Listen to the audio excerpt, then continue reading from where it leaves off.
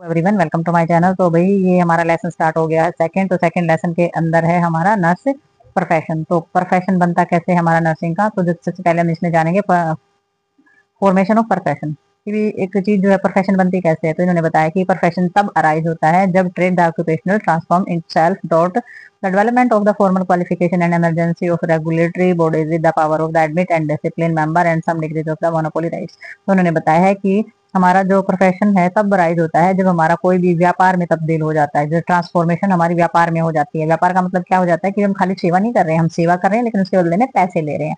तो तब हमारा प्रोफेशन हो जाता है जब हमें उसकी कीमत मिल रही होती है। ठीक है, तो वो हमारा प्रोफेशन के अंदर आ जाता है कि भी हम सेवा करें या इलाज करें, ट्रीटमेंट करें, तो हमारी ड्यूटी है। तो उसमें कौन कौन सी चीजें डेवलपमेंट होती है, उसमें हमारी क्वालिफिकेशन की जरूरत होती है। ठीक है, बिना क्वालिफिकेशन के काम नहीं चलता, क्वालिफिकेशन काम करेगा। इमरजेंसी जो हमारे रेगुलेटरी चीजें हैं वो, और हमारी बॉडी पावर, और इसमें हमारा सारा का सारा जो डिसिप्लिन की चीजें हैं, member of some degree of the monopoly rights, और जो जितने भी हमारे राइट्स होते हैं उनको, जो इंसान की जो अपने जो चीजें होती है उनको चेंज करना पड़ता है, और जितने भी हमारे राइट होती है डिसिप्लिन के अनुसार हमें उसमें काम करना पड़ता है। ये होता है हमारा प्रोफेशन। ठीक है, यानी कि उसकी हमें बदले में जो भी चीजें मिल जाती हैं, तो ये हमारा प्रोफेशन होता है, जिसकी फॉर्मेशन तब होती है जब वो किसमें ट्रांसफॉर्मेशन हो जाती है, उसकी एक्यूपेशन से जो है वो हमारा ट्रांसफॉर्मेशन उसकी हो जाती है। ठीक है, तो इस जो हमारा प्रोफेशन होता है उसकी कुछ विशेषताएं होती हैं, ये देखते हैं हम इसके अंदर।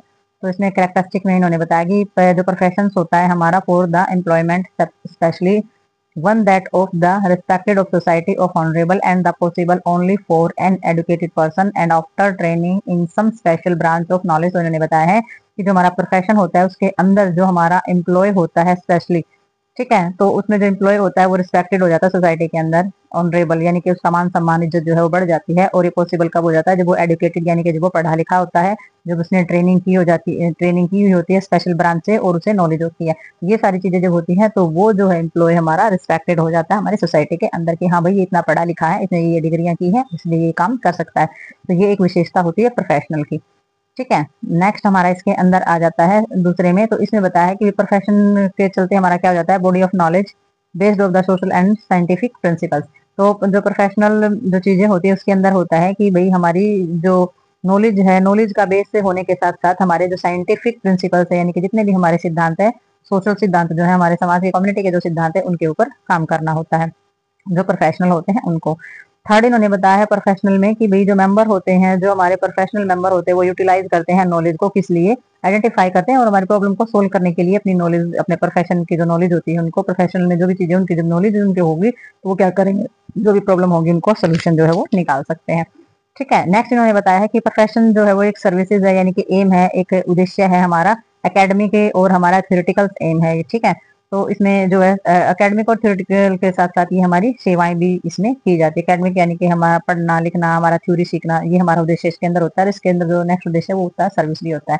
तो इसमें और भी पॉइंट बाकी है, आगे देखते हैं हम प्रोफेशन के अंदर। तो ये एक डेफिनेशन आ जाती है प्रोफेशनल नर्स की। तो प्रोफेशनल नर्स जो है वो कैसे होती है, क्या जरूरी चीज होनी चाहिए। तो इन्होंने बताया कि प्रोफेशनल नर्स जो है वो ग्रेजुएट होनी चाहिए, रिकॉग्नाइज नर्सिंग, किसी भी ऐसे मान्यता प्राप्त जो नर्सिंग स्कूल होता है उससे वो ग्रेजुएट होनी चाहिए। ये रिक्वायरमेंट होती है उसमें रजिस्ट्रेशन की, यानी कि पंजीकरण भी हुआ होना चाहिए उस नर्स का, और उसके पास लाइसेंस होना चाहिए प्रैक्टिस का, तब वो प्रोफेशनल नर्स मानी जाएगी। यानी कि डिग्री डिप्लोमा के साथ साथ उसके पास रजिस्ट्रेशन भी होना चाहिए, और जितनी उसने प्रैक्टिस की है उसका भी एक्सपीरियंस लेटर जो होता है, जितनी भी देर, जितनी भी ड्यूटी उसने की है या जो भी कुछ सीखा है उसका जो भी होता है हमारा लाइसेंस जो होता है, वो भी बहुत ज्यादा जरूरी है प्रोफेशनल नर्स होने के लिए। ठीक है, तो नेक्स्ट देखते हैं इसमें। तो भाई डिग्री डिप्लोमे रजिस्ट्रेशन होने के साथ साथ और भी बहुत ज्यादा चीजें जरूरी हैं। डिग्री डिप्लोमे रजिस्ट्रेशन तो खरीदा भी जा सकता है, बट बात आती है नॉलेज की, कि भी एक जो नर्स होती है उसको किस किस सब्जेक्ट की नॉलेज होनी बहुत ज्यादा जरूरी होती है अपने फील्ड के अंदर।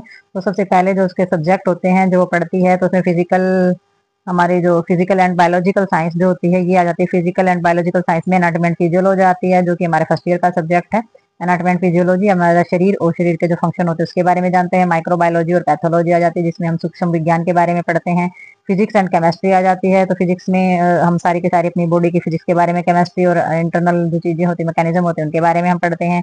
फिर हम पढ़ते हैं इसमें न्यूट्रिशन के बारे में, कि हमारी डाइट और न्यूट्रिशन किस तरीके के पोषक तत्व हमें कब कैसे कब लेने चाहिए। ठीक है, और फिर हम इसके अंदर जो सब्जेक्ट पढ़ते हैं वो हो जाता है हमारा सोशल साइंस।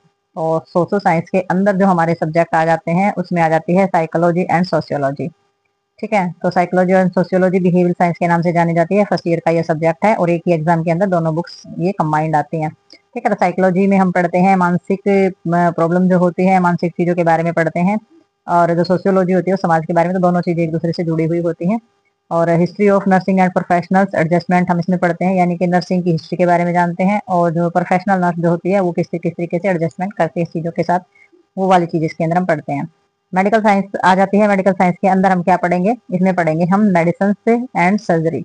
ठीक है, दवाइयों के बारे में पढ़ेंगे और ऑपरेशन से रिलेटेड जो चीजें होती है उनके बारे में जानेंगे। पीडियाट्रिक्स और ऑब्स्ट्रिक्स के बारे में जानेंगे, यानी कि बच्चों को लेकर के होने वाली जितनी भी समस्याएं, डिसऑर्डर होते हैं और उसमें आने वाली जो समस्या होती है उनके बारे में जानेंगे।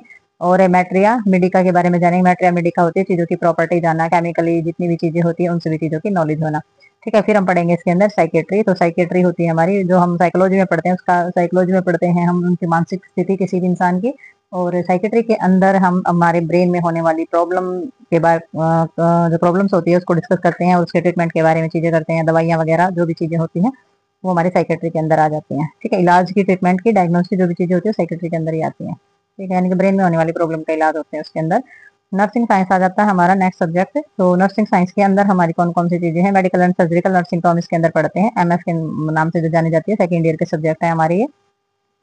ठीक है, और ऑब्स्टिकल और गायनोलॉजिकल नर्सिंग पढ़ते हैं जो मिडवाइफरी यानी कि थर्ड ईयर के सब्जेक्ट है हमारे। ऑब्स्टिकल्स के नाम से भी बुक्स आती है, गायनोलॉजिकल के नाम से भी बुक आती है। तो इसमें सारा का सारा महिलाओं की जो प्रेगनेंसी से लेकर डिलीवरी से लेकर के 9 महीने तक का जो टाइम पीरियड होता है, वो बेबी का पैदा होना या बेबी की जो देखभाल होती है नर्सरी वाली, वो सारी की सारी जो चीजें होती है वो गायनोलॉजिकल या महिलाओं के होने वाली जो भी समस्या होती है वो सारी की सारी हमारी गायनोलॉजी के अंदर पढ़ते हैं हम। इसमें पीडियाट्रिक्स नर्सिंग भी इसमें आती है, बेबी पैदा होता है तो बेबी के साथ कौन कौन सी प्रॉब्लम हो सकती है, बेबी की केयर कैसे करनी है, वो पीडियाट्रिक्स के अंदर आ जाएगी।